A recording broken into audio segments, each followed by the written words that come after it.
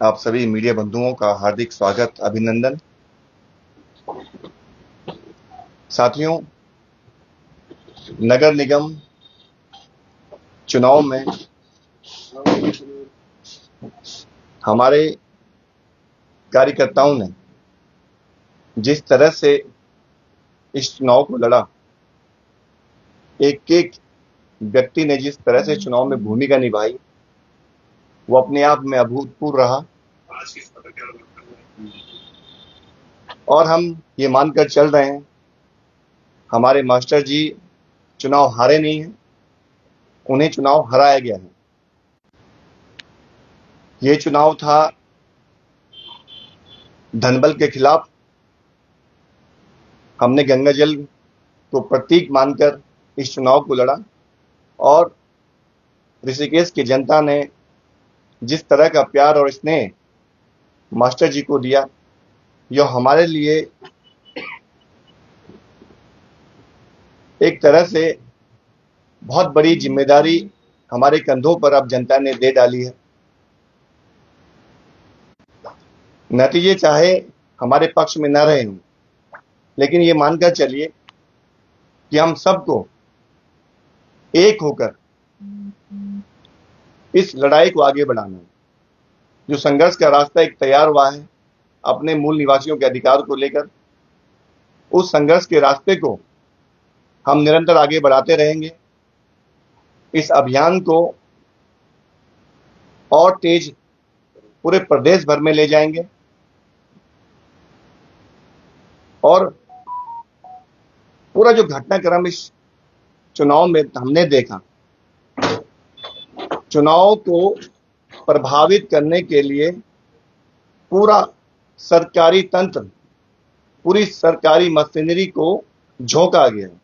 मैं आपके सामने कुछ एक आंकड़े जो हमारे पास आए हैं।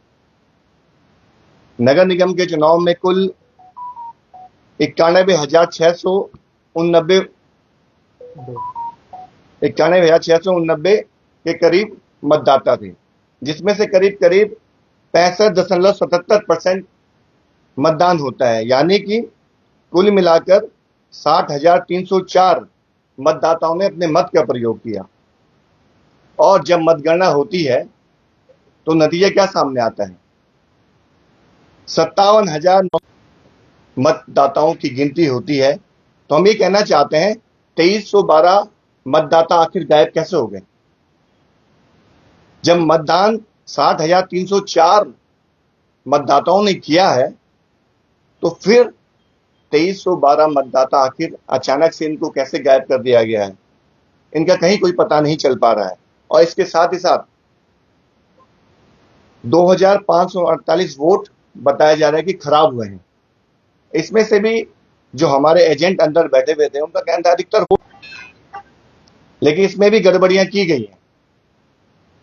इन मतदाताओं को, जिन 2,548 वोटों की मैं बात कर रहा हूं, इसमें भी गड़बड़ी करते हुए इन वोटों को रद्द किया गया।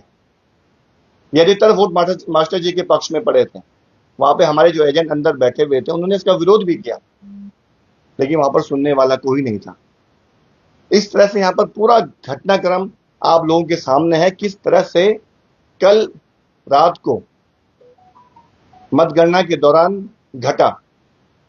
एक तो स्लो मतगणना हुई, चौथे, पांचवें, छठवें राउंड की मतगणना के नतीजे बहुत देरी से सामने आए। अंदर क्या कुछ चलता रहा, इसकी तस्वीर बिल्कुल भी सामने जनता के बीच नहीं आई। हमने देखा जिस दिन स्ट्रांग रूम में मतपेटियां लाई गई, उस दिन कई मतपेटियों की सील नहीं थी। ये भी अपने आप में बहुत बड़े सवाल खड़े करती है, आखिर ऐसा कैसे हो गया? मतपेटियां बिना सील के आ रही हैं। कई मतदाताओं के नाम मतदाता सूची से गायब थे, जिसमें अधिकतर मूल निवासी हैं। 12 से 15 हजार ऐसे लोग जो अपने मतदान से वंचित रह गए। ये गड़बड़ियां किस तरह से हुई, ये अपने आप में जांच का विषय है।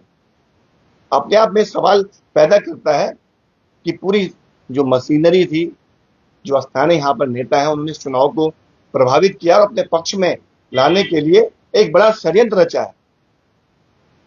इस षड्यंत्र के तहत ये चुनाव जीता गया है। और हम ये मान के चल रहे हैं जिस तरह से चुनाव में पूरा माहौल बनाया गया। कल भी हमने रात को देखा, कल रात को पत्थरबाजी होती है, और पत्थरबाजी करने वाले लोग कौन हैं? ये भी जो यहां पर असामाजिक तत्व आए, ये कौन लोग थे? इसमें बताया क्या जाता है कि मास्टर जी के समर्थक थे, जबकि मास्टर जी किसी भी समर्थक ने एक भी पत्थर नहीं फेंका। हम जो असामाजिक तत्व थे यहाँ के मूल निवासी भी नहीं थे, वो बाहर के लोग थे। वो पीछे शराब पी रहे थे, कोई चरस पी रहा था, कोई गांजा पी रहा था। उन लोगों ने वहां पर पत्थरबाजी की, लेकिन पुलिस वहां पर मूक दर्शक बनी रही। आज आपने एक वीडियो देखा होगा, यहां पहाड़ के लोगों को गाली दी जा रही है, पहले भी गाली दी गई। ये बिल्कुल भी बर्दाश्त नहीं किया जाएगा। ऐसे लोगों के खिलाफ कठोर से कठोर कानूनी कार्रवाई होनी चाहिए, ये हम कहना चाहते हैं। दूसरा भी हम आपको एक ऑडियो सुनाना चाहते हैं, और जो आप सभी लोग हमें देख रहे हैं, आप लोग देखिए कि आवाज किसकी है। ऑडियो में क्या कहा जा रहा है? जो यहां एक नेता है, उनकी ऑडियो आपको सुनाना चाहता हूं। कह क्या रहे हैं, शायद वो ऑडियो आप लोगों के पास आ भी गया होगा। भिड़ना है, हमको भिड़ना है, भिड़ना है, किसी का लिहाज नहीं करना है, सब काम अपने हिसाब से होगा। बदतमीजी होती है तो होने दो, हम करेंगे। क्या चल रहा है? ऑडियो सुन लीजिए, आवाज किसकी आप लोग खुद पहचानिए। और ऊपर नीचे वाला आपसे भिड़ना है पूरी तरह से, वो इसीलिए जा रहे हैं आप लोग। मतलब किसी का शर्म नहीं,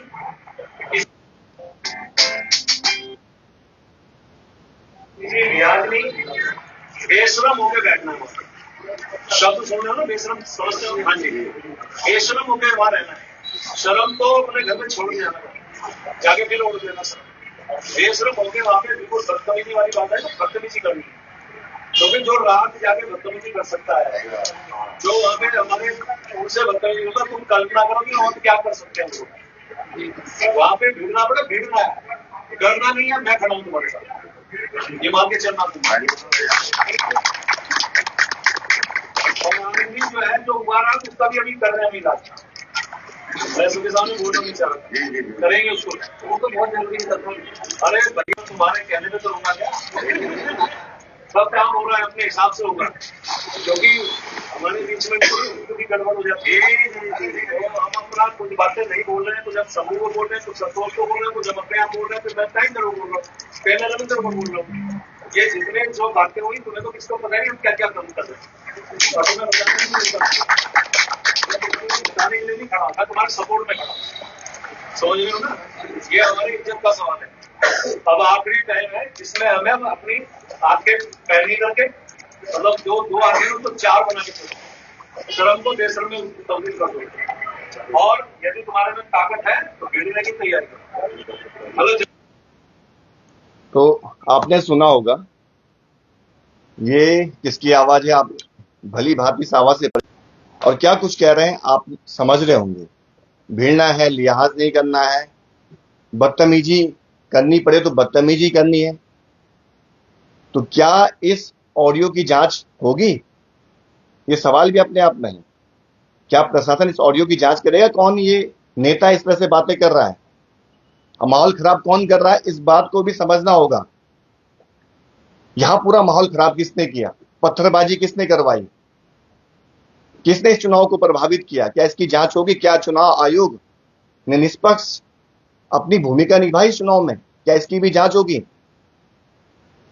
मुझे लगता है कि जो हमारे ये लोकतंत्र है, इसकी तो हत्या हो गई है, और अब जो चल रहा है, तानाशाही चल रही है। सत्ता के भूखे भेड़िए सत्ता में बैठने के लिए कुछ भी करने के लिए तैयार है, कुछ भी, किसी भी हद तक जाने के लिए तैयार है। ये चुनाव एक बड़ा सबक है हम सबके लिए। इस चुनाव में हमने बहुत सारे अनुभव लिए, किस तरह से खेल खिलाया गया, किस तरह से चुनाव को मैनेज किया गया, किस तरह के षड्यंत्र हुए, हमने सब कुछ देखा। लेकिन ये तय मानकर चलिए, हम आने वाले समय में इस उत्तराखंड में एक मजबूत राजनीतिक विकल्प यहां की जनता को देंगे। एक ऐसा विकल्प जो यहां की मूल भावनाओं को समझता हो, जो यहां के मूल निवासियों के अधिकारों के लिए लड़े, जो यहां की भूमि को बचाए, जो यहां के लोगों की नौकरियों को सुरक्षित करे, जो यहां के संसाधनों को बचाए, जो उत्तराखंड को बचाए। आज बाहर से आने वाली ताकतों ने हमारे राज्य को खत्म कर दिया है। आप देखिए, इस बात को समझना होगा, हमारी जमीनें लूटी जा रही हैं, नौकरियां लूटी जा रही हैं, हमारा नाम मतदाता सूची से गायब करवाया जा रहा है, और अब हमारी राजनीतिक ताकत भी खत्म कर दी गई है एक गैर मूल निवासी को टिकट देकर और उसको चुनाव प्रभावित करके मेयर बनाकर। ये सब कुछ हुआ तो हमने तय किया है कि हम अपने उत्तराखंड की जनता ने जो विश्वास जताया है, जो भरोसा कायम हुआ है, उस भरोसे को बिल्कुल नहीं टूटने देंगे। हम अपने लोगों के साथ इस पूरे संघर्ष में खड़े हैं, मजबूती के साथ खड़े हैं। मैं देख रहा था हमारे बहुत सारे समर्थक, हमारे बहुत सारे कार्यकर्ता बहुत हताश हैं, निराश हैं इस नतीजे को लेकर। लेकिन मैं आपसे कहना चाहता हूं, हमको बिल्कुल भी निराश नहीं होना है, बिल्कुल भी हताश नहीं होना है। हमको मजबूती से आगे बढ़ना है। अभी हमारे पास 2027 का चुनाव है। उस चुनाव में हमको एकता दिखानी है, एक एक व्यक्ति को जोड़ना है, अपनी ताकत को मजबूत करना है, इस राज्य को लूटने से बचाना है। इस राज्य को लेकर जो कल्पना की गई थी उसको साकार करने के लिए हम सबको एक सूत्र में बनकर काम करना है। तो मैं तमाम उन कार्यकर्ताओं का, समर्थकों का बहुत बहुत धन्यवाद भी देना चाहूंगा जिन्होंने अपनी पूरी ताकत से इस चुनाव अभियान को लड़ा। यह अपने आप में अभूतपूर्व था। इस तरह का जोश, उत्साह आज तक कभी हमें देखने को नहीं मिला। यही जोश और उत्साह हमें आगे भी चाहिए। हम आपके साथ खड़े हैं, आप बिल्कुल हमेशा आपके साथ खड़े हैं। आप बिल्कुल भी कमजोर अपने आप को मत समझिए। हम एक नई ऊर्जा और ताकत के साथ फिर खड़े होंगे और इस अभियान को हम लोग निरंतर इसी तरह आगे बढ़ाते रहेंगे। हमारे बीच में हमारे कुछ साथी भी हैं जो अपनी बात रखेंगे। मैं चाहूंगा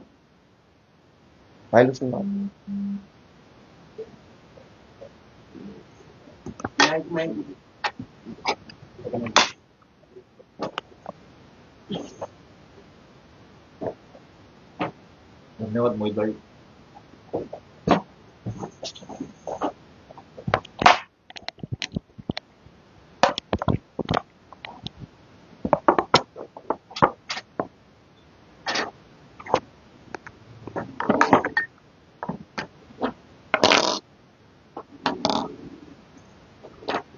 जिस तरह से कल के जो चुनाव नतीजे आए और सुबह से ही जो चुनावी जो मतगणना प्रक्रिया है उसको प्रभावित करने की कोशिश करी गई, और चुनाव के दिन से ही जो जिस दिन मतदान हुआ था उस दिन से ही जो अनियमितताएं सामने आ रही थी कि जिस तरह से वोटिंग लिस्ट से नाम हटाए गए, जिस तरह से फर्जी वोट डाले गए, जिस तरह से मनसा देवी वार्ड पे आधे घंटे बिजली गुल रही, और जिस तरह से वोटिंग की जो प्रक्रिया है वो भी स्लो हुई। उसके बाद मतगणना के दिन भी यही अनियमितताएं पाई गई और जो पूरा एक प्रक्रिया थी वोटिंग की वो स्लो रही, और राउंड वाइज भी काफी समय लग रहा था। बाहर जो पब्लिक थी, बाहर जो लोग थे, उनको जो अपडेट आ रही थी, मीडिया को जो अपडेट अभी आ रही थी, वो 3-3 घंटे 4-4 घंटे का एक गैप बन जा रहा था हर राउंड की काउंटिंग के बाद। तो इससे साथ साथ चुनाव आयोग पे, शासन पे, प्रशासन पे, सरकार पे ये सवाल पूरा खड़ा हो रहा है इस चुनाव के बाद में कि मास्टर जी को हराने के लिए, दिनेश चंद्र मास्टर जी को हराने के लिए पूरा शासन प्रशासन सरकार के साथ मिलकर लगने लग गया था, जिसकी वजह से जो चुनाव परिणाम सामने आए रात को 1 बजे, जो चुनाव परिणाम सामने आए उससे साफ साफ पता चल रहा था कि चुनाव इतना लंबा खींच दो, चुनाव मतगणना इतनी लंबे खींच दो कि रात को रिजल्ट आए। मतलब कि मतगणना नहीं चल रही है, ऐसा लग रहा है जनगणना चल रही है, इतना स्लो चल रहा था कार्य। बाकी तो जो मुख्य मुख्य बातें हैं वो हमारे जो मूल निवास कानून संघर्ष समिति के भी संयोजक हैं मोहित डिमरी जी, उन्होंने वो बात बोल दी है। जिस तरह से आपने वो ऑडियो भी सुना है कि किस तरह से एक नेता जो अपने लोगों को भड़काने का काम कर रहे हैं कि बिल्कुल बेशरम होना है, और जो पूरी प्रक्रिया है, परंतु हमने ये देखा है कि पूरा जो जन समर्थन वो दिनेशन मास्टर जी को मिला है, और प्रदेश से दिनेशन मास्टर जी को मिला है, और आगे भी हम चाहे वो ऋषिकेश हो, पूरे उत्तराखंड में अपनी मीटिंगें करेंगे, लोगों के साथ बैठेंगे, चर्चाएं करेंगे, बैठकें करेंगे, और पूरा एक प्लान बनाएंगे किस तरह से। हमने ये देख लिया है कि एक मूल निवासी को ऋषिकेश के महापौर बनाने से रोकने के लिए पूरा तंत्र लग गया था, पूरी सरकारें लग गई थी, पूरा मंत्रिमंडल लग गया था। इसके खिलाफ ना सिर्फ ऋषिकेश में बल्कि पूरे प्रदेश में हम जनता को जागरूक करेंगे, जनता के पास जाएंगे और एक नई ताकत हम खड़ी करेंगे, उसकी प्रक्रिया में अब हम लग जाएंगे। बाकी जो हमारे अन्य साथी भी हैं, हमारे बड़े भाई हमारे हिमांशु रावत भाई भी मौजूद है, मैं चाहूंगा कि वो आगे की जो भी है, जो प्रक्रिया है, जो मतगणना है, जो रिजल्ट है, उसके बारे में आगे बात।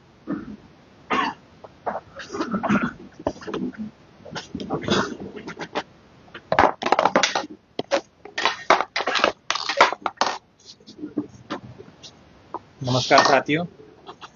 मुझसे पूर्व में जैसे हमारे साथियों ने वक्तव्य दिया, अपनी बातें बताएं कि कल के जो घटनाक्रम था मतगणना का, ये इसके दौरान, मतगणना के दौरान जो हुआ हमारे साथ, ये सारा बताया गया। मैं तो बस यही कहना चाहूँगा कि चुनाव हम हारे नहीं हैं, हरवाए गए हैं, परंतु कोई बात नहीं, ये एक आगे, इससे आगे और हम सीख लेते हुए मजबूती से आगे के लिए संघर्ष करेंगे। संघर्ष किया है, संघर्ष करेंगे।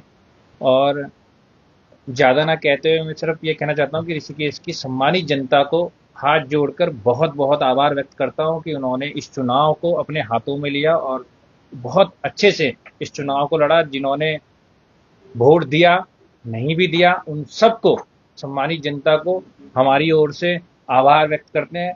बहुत बहुत धन्यवाद। भाई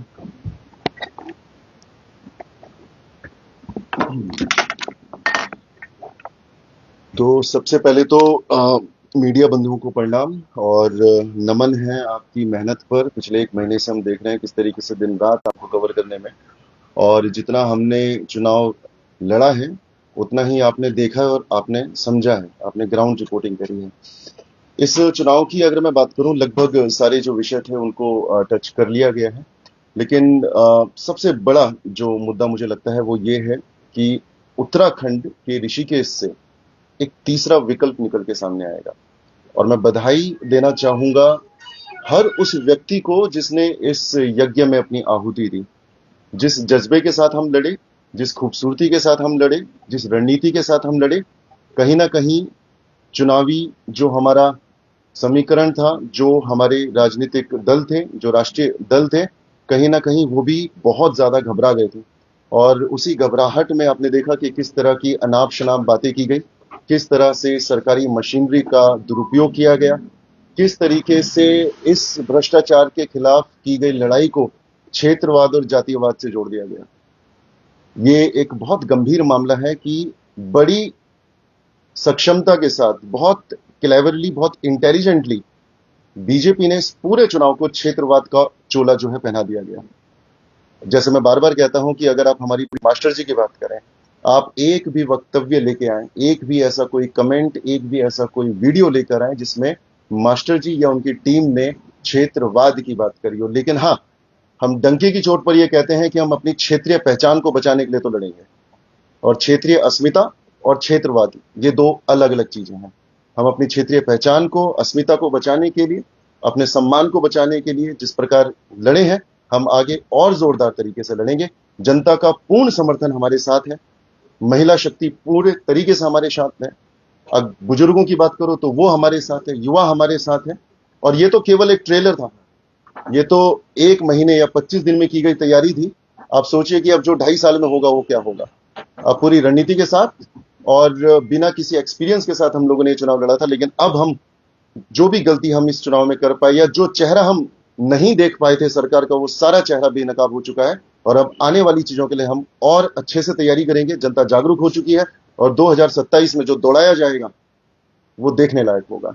तो इन्हीं शुभकामनाओं के साथ, इसी संकल्प के साथ आप सबको याद केस में हुआ उसे हम भूलेंगे नहीं और ना कभी भूलने देंगे। धन्यवाद।